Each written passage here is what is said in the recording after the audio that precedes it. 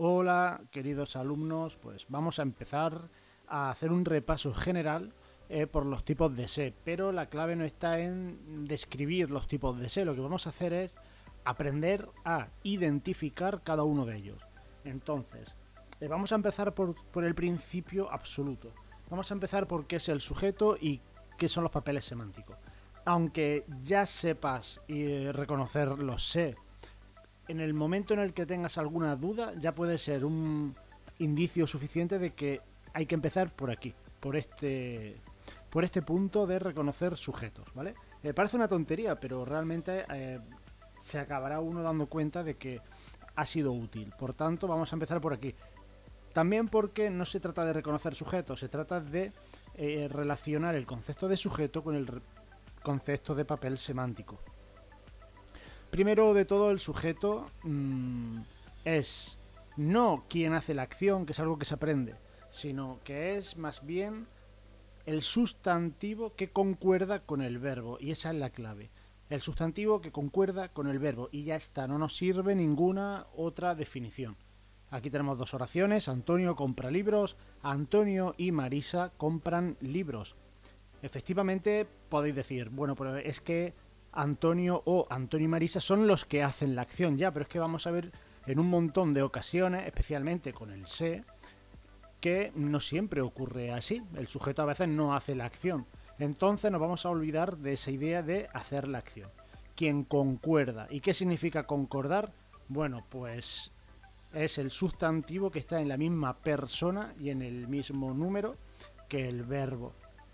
Vamos a ver, hay otro vídeo que es, hablo directamente sobre qué es una oración y qué es un predicado, y entonces, bueno, pues ahí digamos que me detengo un poco más en esto. De hecho, lo doy por sabido, dejaré el enlace en el vídeo para que quien mentalmente no sea capaz de decirse a sí mismo toda la teoría sobre el sujeto, pues que vaya a ese vídeo. Aquí entonces vamos a partir de que, vale, sabemos lo que es concordar, sabemos lo que es estar en la misma persona y estar en el mismo número. Con el ejemplo se ve claro, ¿vale? Antonio es singular, Antonio y Marisa es plural, el verbo compra o compran tiene que concordar, tiene que coincidir en el número y en la persona, tercera persona en ambos casos. Bien, vamos a ver, puede ser que el sustantivo no sea lo que concuerda con el verbo. Puede haber otro elemento en el lugar del sustantivo, un adjetivo sustantivado, ¿no? El rojo es el coche que me gusta, o incluso una oración: correr todas las mañanas es un deporte recomendable. Como vemos, el sujeto sería en este caso, en el primer caso, el rojo; en el segundo caso, correr todas las mañanas. Puede ser que la oración sea de otro tipo, no tiene por qué ser de infinitivo, ¿vale? Pero en principio, era por poner un ejemplo, no tiene por qué ser un sustantivo. Cuando es una oración, el verbo siempre va a concordar en tercera persona del singular. En el caso de los adjetivos, pues dependerá de en qué género, perdón, de en qué número y de qué persona estemos hablando. En principio, al ser un adjetivo sustantivado, lo normal es que sea tercera persona y ya puede ser singular o plural, eso no hay problema. Pero las oraciones siempre son singular y siempre tercera persona. Bueno, pues ya sabemos lo que es el sustantivo. Resumen, clarísimo, el concepto que tiene que quedar claro.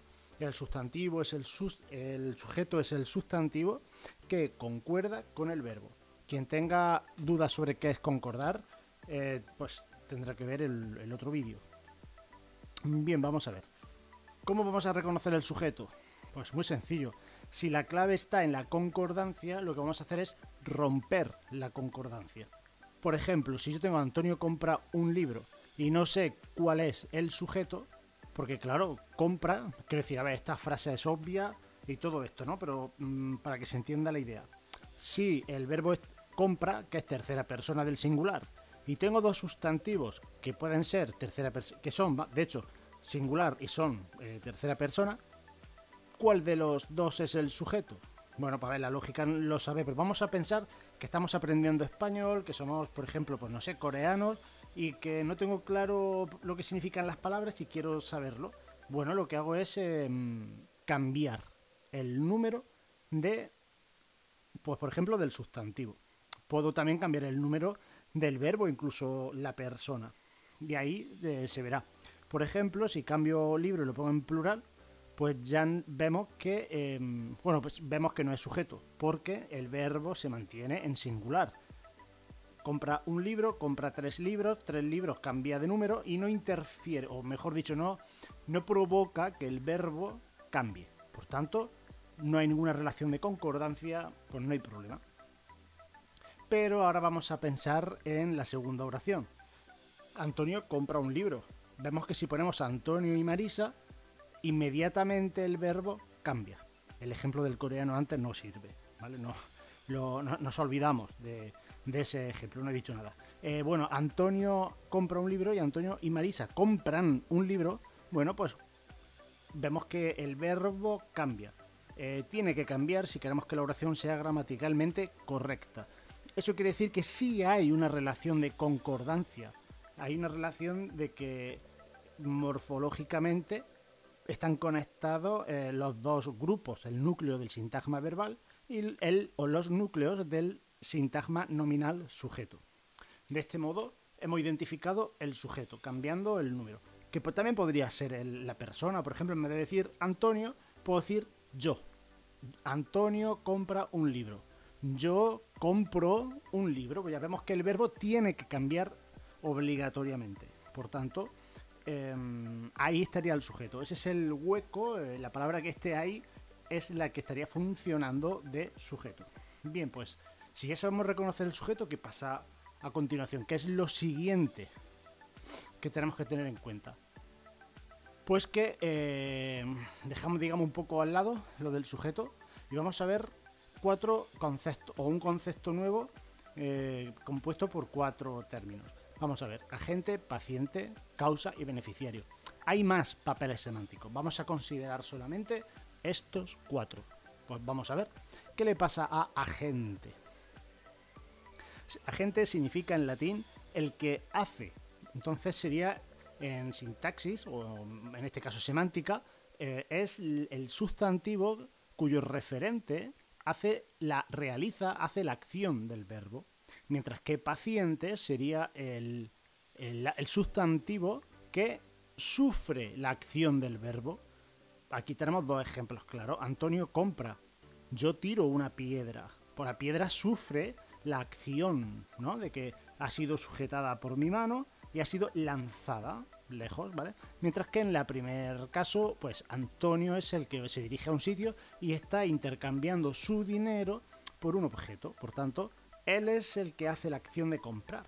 Vale, pues no nos dejemos ahora mismo llevar por la función sintáctica, ¿vale? Nos da igual que sean sujeto, complemento directo, lo que sea, ¿vale? Nos da igual. Aquí vamos a pensar simplemente en que Antonio hace una acción y la piedra sufre la acción. Vamos a pensar ahora en otro concepto, en otro término, causa. Bueno, pues causa es también es un sustantivo, o podría ser, como hemos dicho antes, un elemento que esté en el lugar del sustantivo, una oración, un adjetivo sustantivado, etc. En este caso, un sustantivo que provoca la acción del verbo. Es decir, me gustan los espaguetis. El verbo gustar, pues es un verbo sensitivo, es un verbo que significa que hay un sujeto, vamos a decir, una persona que está, digamos, en esa persona, en ella, se está provocando una sensación.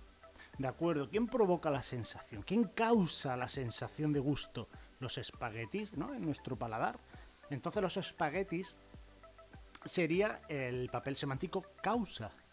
Y aunque no vamos a analizar oraciones pensando en los sujetos, vamos a pensar en que espaguetis es el sujeto de gustan. Si quitamos espaguetis y ponemos el libro, el verbo gustan pasaría a singular. Me gusta el libro. Entonces, espaguetis es sujeto. Sujeto causativo es uno de los nombres que recibe.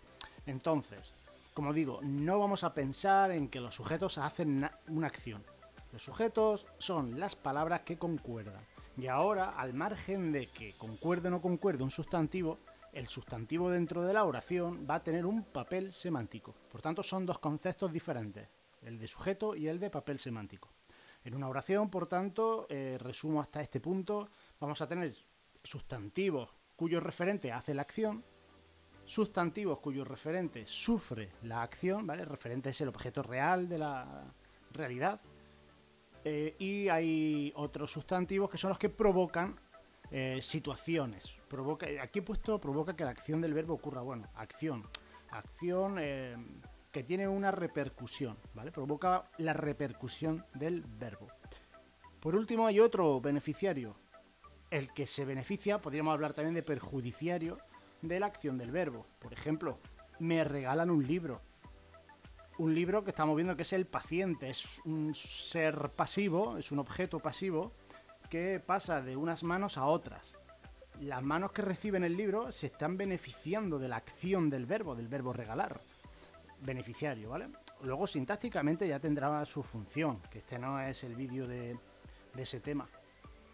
Vale, por tanto, aquí tenemos los 4 papeles semánticos que el de causa lo he querido poner para ver cómo hay sujetos que no hacen nada, los espaguetis no hacen nada, pero provocan algo.